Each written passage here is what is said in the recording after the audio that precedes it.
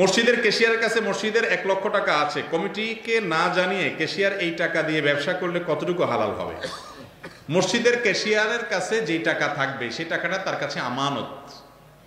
এই টাকা কমিটিকে না জানানো, যদি কমিটিকে জানানো হয় আর কমিটি বলে ঠিক আছে আপনি ব্যবহার করেন, তারপরও তার জন্য ব্যবহার করা জায়েজ, কারণ এই টাকা কমিটির কারণ নিজের টাকা না। এই টাকার মালিক কে?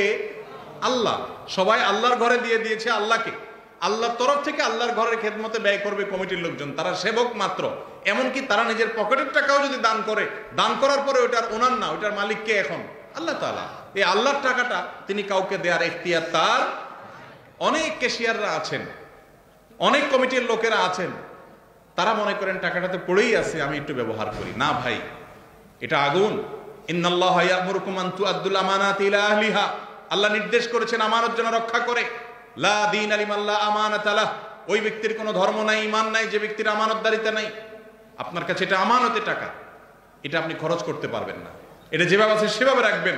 প্রয়োজনে শুধুমাত্র ওই মসজিদের কাজে আপনি, কমিটি যখন সিদ্ধান্ত নেবে সেই অনুযায়ী খরচ করবেন ভালো কাজে এবং মসজিদের কল্যাণে।